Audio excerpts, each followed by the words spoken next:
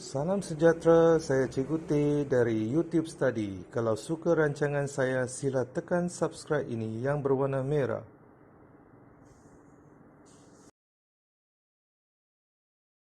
Okey, salam sejahtera. Ni saya dari YouTube Study oleh Cikgu T. Okey, hari ini kita nak buat soalan berkenaan dengan penukaran asas. Okey. Jadi kita cuba tengoklah soalan. Walaupun tak berapa jelas, saya bacakan.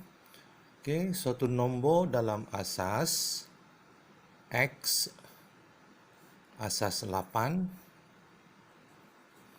apabila ditukar kepada nombor dalam asas 5 ialah 3, 1, 2, 4, 5.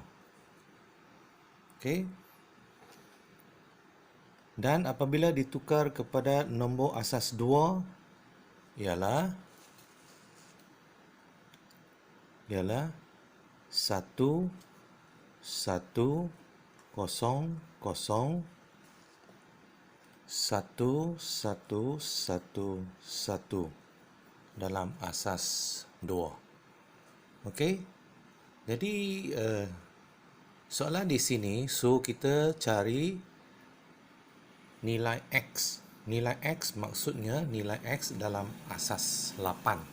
Begitu saja. Jadi kalau kita tengok ini, asas 5 kita nak tukar ke asas 8 pun tak boleh lagi sebab kena tukar ke asas 10 baru tukar ke asas 8. Ini asas 2 pun kena tukar ke asas 10. Jadi kita ambil salah satu cukup. Yang ini tukar ke asas 10 dulu. Okey. Jadi selalu pelajar buat nak tukar ke asas 10 ialah kita letakkan 1 bahagian mula dari bahagian kanan 1, 2, 4, 8, 16 untuk digit ni 16, 32, 64 untuk ini 128. Okey, biasa kan? Sebenarnya ini ialah 2 kuasa kosong.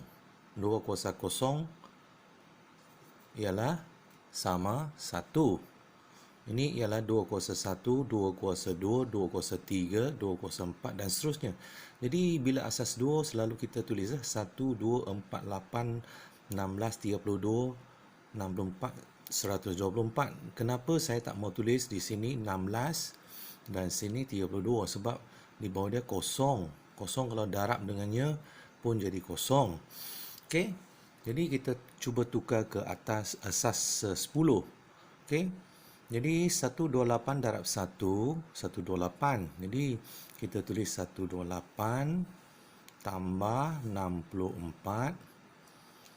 8 darab 1 pun 8 saja. Tambah 4. Tambah 2. Okey. Tambah 1. Jadi kita guna kalkulator kan. Okey. Setelah kita guna kalkulator, kita dapati bahawa nilai ini yang dijumlakan adalah 414. Okey, 414 asas 10. Jadi asas 10 sebenarnya nombor dia ialah 414. Asas 10. Jadi kita nak tukar ke asas 8. Saya guna cara saya yang senang supaya pelajar boleh dapat. Okey. Jadi ini asas 8. Okey. Asas 8 di atas kita tulis 1, 8, 64. Ni 8 kuasa 0, 8 kuasa 1, 8 kuasa 2. Kalau ada lagi kita sambung lagi. Okey. Jadi sebenarnya 1228 tu tak perlulah. Okey, bagaimana tak perlu kita tengok untuk 64 ni ada berapa? Jadi kita ambil 414 bahagi 64. Okey. Kalau 414 bahagi 64, kita guna kalkulator, tekan, dia dapat 6 perpuluhan something lah, 6.4. Jadi kalau 6 perpuluhan lebih, jadi kita ambil yang bahagian depan 6 saja. Okey. Sebab 6 darab dengan 64, okey, sebenarnya 6 darab dengan 64 ialah 384. 384. Jadi tak memenuhi lagi 414. Jadi kita kena tengok beza berapa lagi. 414 tolak 384, ada 30 lagi yang kita perlu ambil di sini. Jadi nak 30 lagi, 3 darab 8, 24. Kurang 6 lagi. Jadi 6 darab 1, 6. Okey. Jadi saya tengok 8 darab 3, 24. 6 darab 1 ialah 6. Jadi kesemua jumlah di bawah ialah 414 dalam asas 10. Inilah cara yang paling mudah yang selalu saya buat. Jadi jawapan dia adalah 636 asas 8. Okey, jadi jawapan kita tengok di sini 636 dalam asas 8. X ini. X ialah 636 dalam asas 8. Jadi jawapan dia ialah C. Dan kita tengok lagi satu soalan di sini. Kalau tak nampak, saya bacakan. 1110111. Okey. Tambah dengan 101100. Ini kedua-duanya asas 2. Okey, kita perlu tambahkan, jadikan asas 10. Kemudian kita tukar ke asas 8 sebab dia nak dalam asas 8, dia nak cari M dalam asas 8. Okey, begitu saja. Sama dengan yang tadi. Okey, kita tak mau tulis sini 1. Kita hafalkan. Ataupun 1, 2, 4. Asas 2 tu 1, 2, 4. 8, 16. Kita tulis di atas sebab dia 1 kan. 16, 32 tak perlu tulis. Kemudian yang ni 64. Okey. Ini juga 1, 2, 4, 8, 16, 32, 64. Jadi di sini kita cuba 64 darab 1, 64 darab 1. Maksudnya 64 campur 32 campur 16 campur 4 campur 2 campur 1. Jadi kalau kita campurkan dia semua, dia dapat 119 dalam asas 10 lah.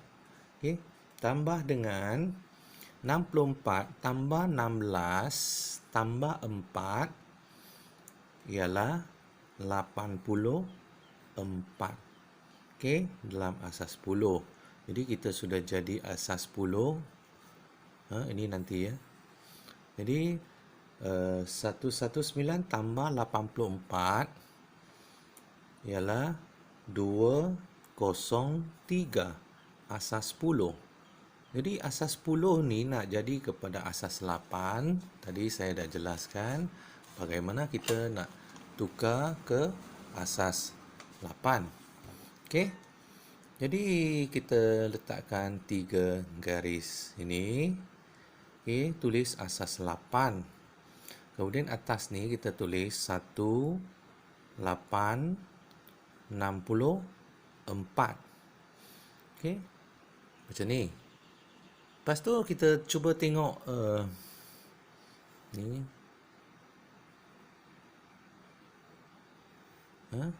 Kita tak mau tengok ni dulu. Kita tengok ni. 1864. Okey. Jadi 203 ni cuba bahagi 64. Okey, 203 bahagi 4, kita dapat 3 perpuluhan lebih. Kan? Nanti kamu bahagi 64 dan 203 bahagi 64, 3 perpuluhan lebih. Jadi sekadar kita letak 3 cukup. Sebab 3 nanti darab dengan 64 ialah 192. Okey. Jadi berapa baki lagi tengok? 203 tolak dengan 192. Okey, sama juga 11. Kalau 11 nak ambil di sini, kita ambil 1 darab 8, 8. Ada tinggal 3 lagi kan? Jadi 1 darab 3, 3. Jadi kita cuba semak tengok. 64 darab dengan 3, 192. 8 darab 1, 8. 1 darab 3, 3. Jumlahkan dia mesti sama dengan 203. Jadi jawapan dia ialah 313 asas 8. Okey. Jadi jawapan dia kita tengok di sini ialah D lah. Okey, dia nak dalam asas 8. Okey. Untuk M, jadi M ialah 313D. Okey, sekian. Semoga berjaya.